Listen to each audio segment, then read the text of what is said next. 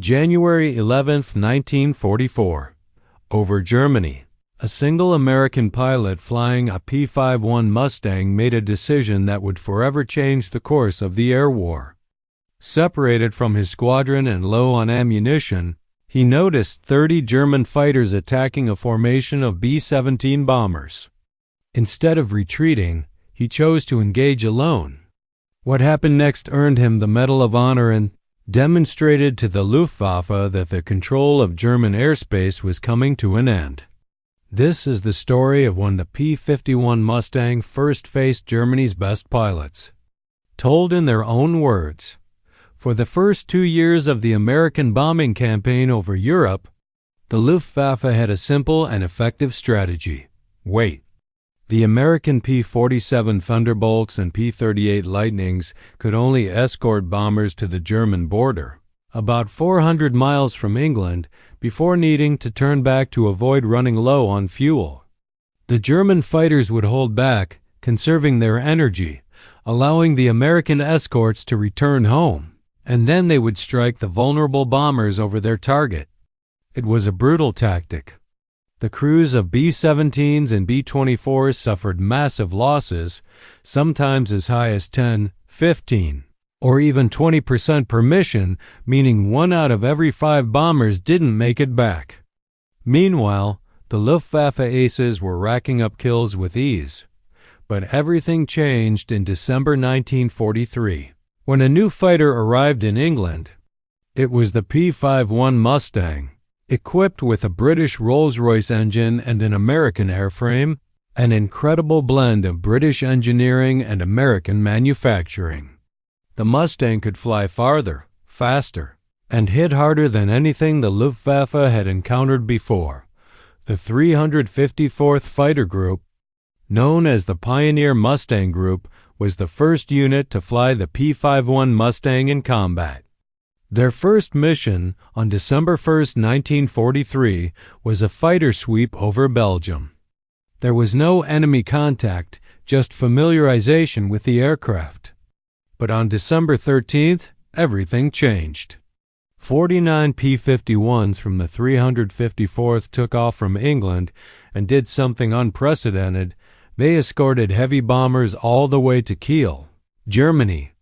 Deep inside enemy territory, the Luftwaffe scrambled dozens of fighters to intercept, expecting the American escorts to return home as they had always done. But the Mustangs kept going. When the German fighters attacked, the Mustangs tore into them. In that engagement, the 49 P-51s shot down 15 German aircraft. The remarkable part, not a single Mustang was lost. Consider the significance of this. New pilots flying a new fighter in their first major combat mission against seasoned Luftwaffe veterans and not losing a single aircraft. German pilots were shocked, and their commanders sent urgent reports back to headquarters. American fighters at 400 miles penetration, they reported. The Luftwaffe High Command couldn't believe it. They thought it must be a mistake. No Allied fighter had the range to get that deep into enemy territory and still have enough fuel to fight and return home. But it wasn't a mistake. The P-51 had a combat radius of over 750 miles with drop tanks. That meant Berlin, the heart of the Third Reich, was now within reach. There was no longer anywhere for the Luftwaffe to hide. Before the arrival of the P-51 in force, bomber losses over Germany averaged 5 to 7%. After the Mustang, the P-51 Mustang began flying deep escort missions, and as a result, the bomber loss rate dropped to under 2%. Both the bomber crews and the Luftwaffe knew that the balance of power had shifted. The tables had turned. Now, let me tell you about James Howard, a major in the 356th Fighter Squadron, 354th Fighter Group, and a former Flying Tiger who had fought in China before transferring to Europe. He was an experienced combat pilot, calm under pressure. And on January 11, 1944, he did something so bold, so daring, that it became legendary. On that day, Howard led 50 P-51 Mustangs to escort 3 divisions of B-17 Flying Fortresses on a raid against Oshausleben, about 100 miles southwest of Berlin. This location was home to crucial aircraft factories that the Allies needed to destroy. The bomber formation was massive, over 600 B-17s and B-24s, and the Luftwaffe was waiting. After the bombers finished their mission and turned for home, German fighters attacked in waves, Focke-Wulf 190s, Messerschmitt 109s, and many others, coming at the bombers from every direction. Using all the tactics they could to break up the formation, Howard's squadron was supposed to escort a different bomber group. But when he saw the 401st Bomb Group being relentlessly attacked by around 30 German fighters, he made a split-second decision. He ordered his pilots to engage and then dove straight into the heart of the attack. What happened next became one of the most remarkable actions in air combat history. Immediately, Howard was separated from his squadron in the chaos of battle. The confusion of the dogfights and swirling aircraft left him alone, one P-51 against over 30 German fighters. Below him, hundreds of American bomber crews were in danger of being destroyed unless someone intervened. For the next 30 minutes, Howard fought alone. He dove through attack runs, fired on German fighters closing in on the bombers, and according to bomber crew witnesses, it even appeared as if he rammed a German fighter when his guns ran dry. Although this detail remains unconfirmed, what is certain is that he used every ounce of skill, courage, and strategy to keep the German fighters away from the bombers. When the battle was over, and Howard limped back to base with nearly empty fuel tanks and no ammunition left, the bomber crews were on their radios screaming, "Who was that? Who was that P-51 pilot?" No one knew at first. It took the Air Force days to confirm it was Howard. He became known as the One-Man Air Force and earned the Medal of Honor, the only fighter pilot in the European theater to receive such an honor for air-to-air combat. Now, here's what matters to our story. The Luftwaffe pilots who survived that day spread the word. A new American fighter had arrived in the skies, and it was flown by pilots who would never back down. The psychological impact was profound. Now, let's get to the core of the story. What did Germany's top fighter pilots actually think about the P-51 Mustang? First, let me clear up a well-known myth. You've probably heard the story about Adolf Galland, one of Germany's top aces with 104 confirmed kills, who commanded the Luftwaffe's fighter forces. The story goes that Hermann Göring once asked him what he needed to win the war, and Galland supposedly replied, "A squadron of Spitfires."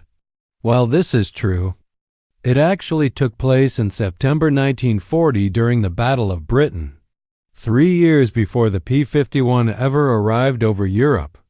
Galland wasn't implying that the Spitfire was better than German fighters. Rather, he was making a tactical point. German Bf-109s were designed to be offensive fighters, fast, great at diving, and perfect for hit-and-run attacks.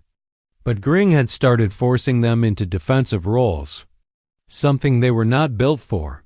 The P-51 Mustang began flying close escort for bombers, which eliminated many of the Luftwaffe's previous advantages.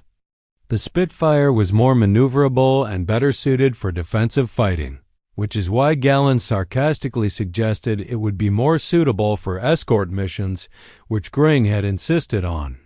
However, in reality, Galland still preferred the Bf-109 overall. But when he first encountered P-51s in late 1943 and early 1944, that was a different story. Here's why the P-51 was so dangerous from the Luftwaffe's perspective. First, the range. With external drop tanks, the P-51 could fly over 1,600 miles round-trip, giving it a combat radius of about 750 miles. This meant that Berlin and every major city in Germany was now within range of American fighter escorts. The Luftwaffe could no longer wait for Allied escorts to turn back. There was no turning back anymore. Second, speed and altitude. The P-51D, the definitive version that arrived in spring 1944, could cruise at 440 miles per hour and had a service ceiling of over 40,000 feet. It could catch almost anything the Luftwaffe had and could fight at any altitude. Late-war German fighters like the Focke-Wulf Te-152 and the Me-262 jet could match or exceed these numbers. But Germany could not produce them in significant numbers. Third, endurance to hunt. This was the part that really terrified German pilots. The P-51 wasn't just fast. It could loiter for 30 to 45 minutes over enemy territory, hunting for targets of opportunity. This meant Luftwaffe training schools, supply aircraft, airfields, nothing was safe anymore. Johann Steinhoff, a Luftwaffe general who flew 993 combat missions and survived the war, later called the Mustang the most dangerous opponent the Luftwaffe faced in the West, not the most advanced, nor the fastest, nor the most maneuverable, but the most dangerous. Gunther Rall, the third highest scoring ace in history with 275 victories, said in post-war interviews that by mid-1944, encountering P-51s meant German fighter missions became effectively suicidal. There was no escape. They were everywhere. And here's the brutal truth that German aces acknowledged after the war. Even if the aircraft were evenly matched, which by late 1944 they weren't, the Americans had one insurmountable advantage: pilot training. By 1944, newly trained Luftwaffe pilots had only 30 to 50 hours of flight time before being sent into combat. Fuel shortages meant Germany couldn't afford extensive training. In contrast, American pilots had 200 to 300 hours minimum, with many having even more. Eric Hartmann, the highest scoring ace in history with 352 kills, said after the war that from 1943 onward, a new German pilot facing a new American pilot in a P-47 or P-5, one was a sitting duck. The skill gap was just too wide. Add to that the fact that by mid-1944, the Americans were sending up 500, 600, sometimes 800 P-51s on a single mission, and you start to understand why German pilots felt hopeless. It wasn't just that the P-51 was a great fighter. It was that the Americans had thousands of them, flown by well-trained pilots with unlimited fuel, and backed by the largest industrial economy on Earth. Let me show you what the numbers looked like in 1943. Before the P-51 arrived in large numbers, the Luftwaffe was still competitive. For every German fighter lost, they were shooting down 4 or 5 Allied bombers. That was a winning trade when you're on defense. But by July 1944, just 7 months after P-51s began flying deep escort, the ratio had flipped. German fighters were being destroyed at a rate of 3 or 4 to 1. The Luftwaffe wasn't just losing the air war, it was being systematically annihilated. On D-Day, June 6, 1944, the Luftwaffe managed to fly only 319 sorties over the invasion beaches. The Allies flew over 14,000 sorties on D-Day, while the Luftwaffe managed only 319. Let that sink in. The Germans could barely offer token resistance over the most important battle of the war. Why? Because for the previous 6 months, P-51 Mustangs had been hunting them, attacking their airfields, shooting down transport planes, strafing aircraft on the ground, destroying fuel depots and killing instructors. The Luftwaffe didn't just lose air superiority, they lost the ability to train new pilots and even defend their own air bases. The P-51 wasn't just a fighter. It was the weapon that broke the Luftwaffe's back. Heinz Noah, a Luftwaffe ace who wrote one of the most detailed pilot memoirs of the war, recorded in early 1944 that when he first saw large formations of P-51s escorting bombers all the way to Berlin and back, he realized Germany had lost the air war. Not because the P-51 was unbeatable in a dogfight, it wasn't, but because Germany could never match the numbers, the training, the fuel, or the industrial output needed to counter it after the war. When former enemies could speak candidly, German fighter pilots were remarkably honest. They respected the P-51's engineering, acknowledged its effectiveness, but most of all, they recognized it as the weapon that ended their ability to defend Germany from the air. Now, let's answer the question directly. Was the P-51 Mustang the best fighter of World War II? In terms of pure performance, no. The German T-152 had better high-altitude performance. The Me-262 jet was faster. The Spitfire Mk-14 was more maneuverable. Late-war Japanese fighters like the Ki-84 were formidable opponents. But here's what the German aces understood, even if they didn't want to admit it. The P-51 was the right fighter at the right time. In the right numbers. The P-51 was cheap to produce, about $50,000 per aircraft, compared to $85,000 for a P-47 Thunderbolt. North American aviation built over 15,000 P-51s during the war, averaging 15 per day once production ramped up. It was reliable. Pilots could fly it for hours over enemy territory and trust it to bring them home. It was maintainable. Ground crews could turn them around quickly and keep them in the air. And it had the range to do what no other Allied fighter could: escort bombers to any target in Germany, hunt German fighters over their own airfields, and still make it home. The German aces knew this. They fought bravely and scored kills against P-51s throughout the war. Individual German pilots like Hartmann and Barhorn achieved incredible victory totals. But they were fighting a losing battle, and they knew it. The P-51 didn't win because it was invincible. It won because there were thousands of them, flown by well-trained pilots, backed by unlimited resources, and employed in a coordinated strategic campaign that the Luftwaffe simply couldn't counter. War isn't decided by which side has the best weapon. It's decided by which side can produce, deploy, and sustain enough good weapons to overwhelm the enemy. And that's exactly what the P-51 Mustang did when Luftwaffe aces first faced the P-51 Mustang in late 1943 and early 1944. Their reactions ranged from shock to grudging respect to outright fear. They knew immediately that the balance of power had shifted. Men like Galland, Steinhoff, and Rall weren't cowards. They were among the best fighter pilots the world has ever seen. But even they couldn't overcome the combination of American industrial might, pilot training, and the technological marvel that was the P-51 Mustang. In post-war interviews, memoirs, and private conversations, German pilots consistently said the same thing. The P-51 Mustang wasn't just another fighter. It was the fighter that broke their ability to defend Germany from the air.